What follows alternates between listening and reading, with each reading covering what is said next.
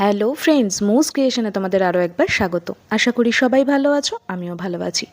তো চলো এবার তোমাদের সঙ্গে শেয়ার করব আমরা আসার দিনকে মানে শিলিগুড়ি ফেরার দিনকে আমাদের অভিজ্ঞতা কীরকম ছিল।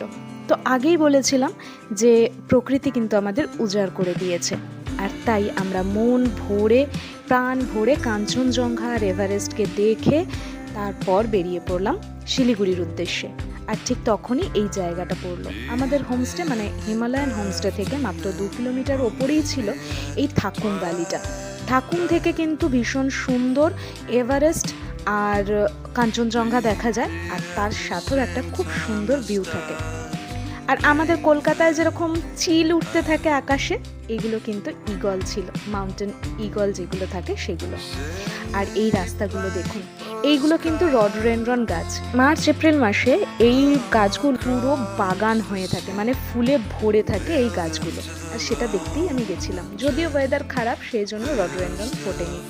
মনটা খারাপ, কিন্তু তারপরেও যখন এই রাস্তাগুলো এখন যখন অনুভব মানে আসার দিনকে তো এরকম ছিল না, মেঘ ছিল তাই আমরা পুরোটা দেখতে পাইনি আশেপাশে কি আছে, কিন্তু এখন যখন ঝকঝকে ওয়েদারে এই রাস্তাটা দেখছি না, সত্যিই ভয় করছে, ভীষণ ভয় করছে। কিন্তু আমাদের যে ড্রাইভার ছিল সাগর, বাচ্চা ছেলে হলেও কিন্তু ওর হাত ভীষণ ভালো ছিল, এত ধরে ধরে গাড়ি চালাচ্ছিল, ভীষণ ধৈর্য ওদের, এটা তো মানতেই হবে। আর তার মধ্যে এই রকম রাস্তার মধ্যে গাড়ি চালানো কি অদ্ভুত না! পাহাড়ের প্রত্যেকটা বাঁকে কত রহস্য, কত বিপদ, আবার কত সৌন্দর্যও লুকিয়ে থাকে। এটা অনুভব করতেই আমার ভীষণ ভালো লাগে। সকাল থেকে মনটা ভালোই ছিল, কিন্তু যত নিচে নামছি মনটা আবার খারাপ হয়ে যাচ্ছে। মেঘ তো আবার সব কিছু ঢেকে নিচ্ছে। তাহলে কি আমি পাবো না আমি যা দেখতে এসেছি? না, প্রকৃতি একবারও আমাকে ফেরায়নি। রডডেনড্রন দেখতে পাইনি ঠিকই, কিন্তু পিঙ্ক ফুলগুলো দেখেছি। আর ওই যে প্যাশন বললাম, দেখেছেন? ওরা সবাই ট্রেকিং করছে, এটাই তো প্যাশন। তারপরে আবার এরকম রাস্তায়। এবার চলুন আপনারা এই পুরো রাস্তাটাকে অনুভব করুন, আর আমি আপনাদের সঙ্গে শেয়ার করতে থাকি যে এই পুরো ট্রিপটা আমরা ঠিক কেমন কাটিয়েছি, কি কি প্রবলেম হচ্ছে, আর আপনারা যখন যাবেন সেই প্রবলেমগুলো থেকে কি করে বাঁচবেন, সেগুলো পুরোটা আপনাদের সঙ্গে শেয়ার করে নিই। টুংলুতে আমাদের খুব প্রবলেম হয়নি, কিন্তু আলে আমাদের কিছু কিছু প্রবলেম হয়েছিল। সেটা হচ্ছে প্রচণ্ড ব্রিদিং প্রবলেম হচ্ছিল। কি বলবো, এটা সবার হয়েছে, আমাদের প্রত্যেকের হয়েছে, ভীষণ ব্রিদিং প্রবলেম শুরু হয়েছিল। তারপরে যেটা শুরু হয়েছিল সেটা হচ্ছে পায়ের তলায় জ্বালা, অসম্ভব একটা জ্বালা। এইটা কিন্তু একটু দেখবেন, কারণ এটা কিন্তু হয় একটু, যত ওপরে আপনারা উঠবেন আর ঠান্ডা যত বেশি থাকবে এই প্রবলেমটা কিন্তু হয়। আর এবার ভাববেন যে আমরা কি করে সেখান থেকে নিস্তার পেয়েছি। ফার্স্ট তো হচ্ছে কর্পূর, ব্রিদিং প্রবলেমের জন্য এটা খুব মাস্ট, কর্পূর। আর যদিও আমাদের কর্পূরেও হয়নি, এতটাই ঠান্ডা ছিল, কারণ আমি দেখিয়েছিলাম যে একে তো ওরকম ঝোড়ো হাওয়া, তার মধ্যে ঠান্ডা, তার মধ্যে আবার শিলাবৃষ্টি, তো মারাত্মক একটা ব্রিদিং প্রবলেম হয়েছিল। আর যেই কারণে কিন্তু কর্পূরেও আমাদের হয়নি। আমার কাছে একটা ইনহেলার যে ছিল সেই জন্য মোটামুটি রিলিফ পেয়েছি। আর একটা হচ্ছে পায়ের জ্বালা, মানে পায়ের তলায় জ্বালা, সেটার জন্য আমি সবসময় ক্যারি করি অমৃতাঞ্জন, যেটা পায়ের তলায় রাব করে, মানে একটু লাগিয়ে রাব করে মোজা পরে নেওয়া, তাহলে কিন্তু অনেকটা রিলিফ পাওয়া যায়। তো এই কথা বলতে বলতে কিন্তু আমরা নেপাল ছেড়ে দিয়েছি এবং সেই কালীপোখরিতে চলে এসেছি। কালীপোখরি তো সেদিন মানে যেদিন আমরা আলে ঢুকছি সেদিন তো মেঘাচ্ছন্ন ছিল। আজকে মেঘ আছে ঠিকই, কিন্তু একটা ঝকঝকে পরিষ্কার একটা ওয়েদার ছিল। আর তারপর সারা রাস্তায় রডডেনড্রন পাইনি তো কি, কিন্তু এত সুন্দর পিঙ্ক ফুলে ভরেছিল, এটা আমরা জাস্ট কি বলবো, ওয়াও বলবো। আমাদের প্রকৃতি, ওই যে বললাম আমাদের প্রকৃতি একদম ফেরায়নি সেটা। যদিও আমরা যাওয়ার দিন তো সেরকম কিছুই পাইনি, কিছুই দেখতে পাইনি, কিন্তু আজকে প্রকৃতি আমাদের কিন্তু ঢেলে দিয়েছে। আর রাস্তাগুলো দেখতে পাচ্ছেন কতটা সরু, একটা গাড়ি গেলে আরেকটা গাড়ি কিন্তু ওভারটেক করার মতোও রাস্তা নয়। কিছু কিছু জায়গা একটু চওড়া আছে যেখানে গাড়িগুলো ওভারটেক করতে পারে। আর এরকমই হচ্ছে রাস্তা, আর চারিদিকে হচ্ছে এরকম পিঙ্ক ফুলে ভরা। আরও ভালো লাগবে। এগুলো কিন্তু সব রডোডেনড্রন গাছ। এবার ভাবতে পারছেন যদি ঠিকঠাক ওয়েদারে আসা যায় তাহলে এই রডোডেনড্রন ফুল যখন ফুটে থাকবে পুরো মনে হবে বাগানের ভেতর দিয়ে আমরা যাচ্ছি আলে বা ফালুটে বা সান্দাকফুতে। আর এটাই কিন্তু আমি দেখতে গিয়েছিলাম, আমার ব্যাড লাগ যে আমি পাইনি। ঠিক আছে, পরের বার হবে।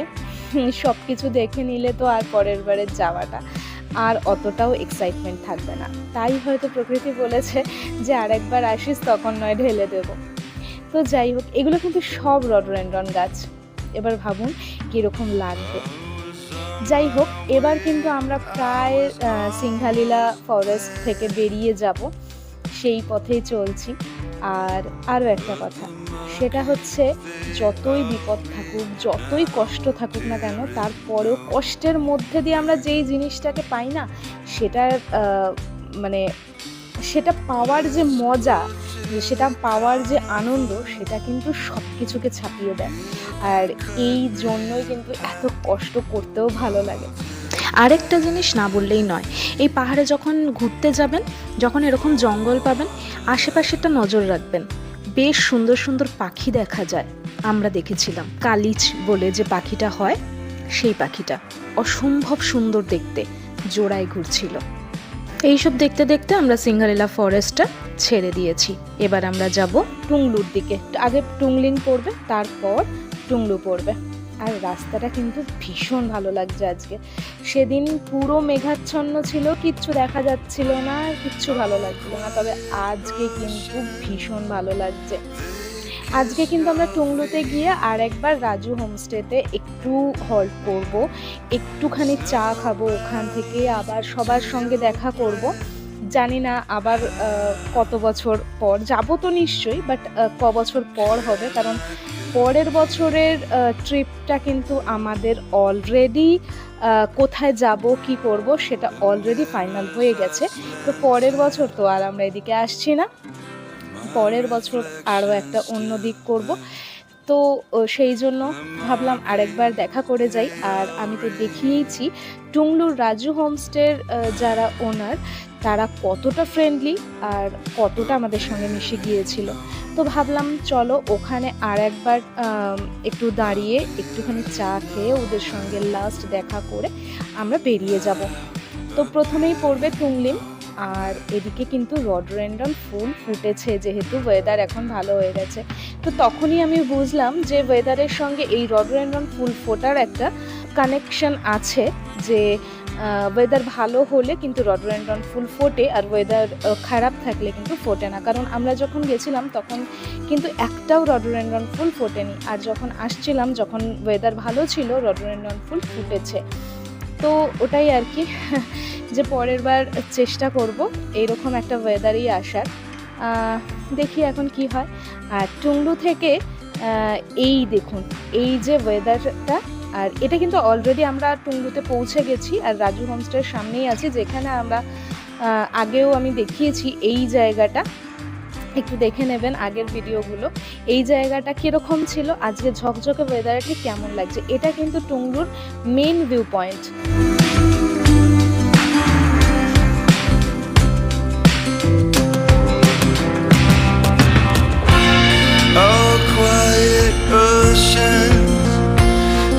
এখান থেকেই একটা ভীষণ ভালো একটা ভিউ থাকে।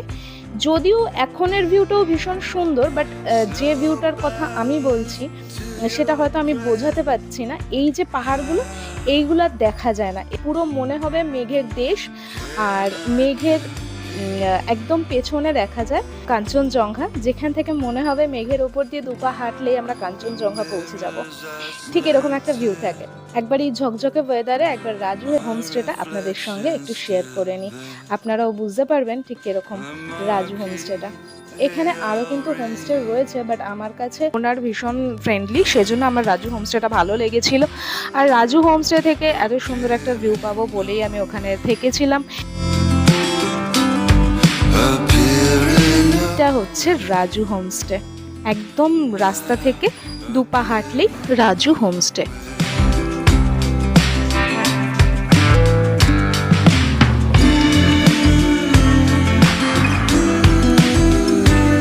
এই রাজু হোমস্টের চারপাশের ভিউটা কিন্তু অসাধারণ। আর যদি কখনো আমরা মানে ঠিকঠাক এরকম ঝকঝকে ওয়েদারে আসতে পারি, এখান থেকে মারাত্মক একটা ভিউ থাকবে সকালবেলাতেও রাত্রিরেও। আর আমি রাজু হোমস্টেটা ঢুকেই যেটা আমার চোখে পড়লো সেটা হচ্ছে এই যে সব থেকে বয়স্ক ভদ্রলোক, যার নাম হচ্ছে র্যাম্বো। এ কিন্তু ভীষণ ভীষণ ভালো। যাই হোক, আমরা সেখান থেকে একটুখানি চা ফা খেয়ে রওনা হয়ে এবার গোপালধারা হয়ে ঢুকবো শিলিগুড়ি। শিলিগুড়ি থেকে কালকে কিন্তু মানে আগামীকাল আরও একটা জায়গায় যাব। তো চলুন, দেখা হচ্ছে সেই নতুন জায়গায়।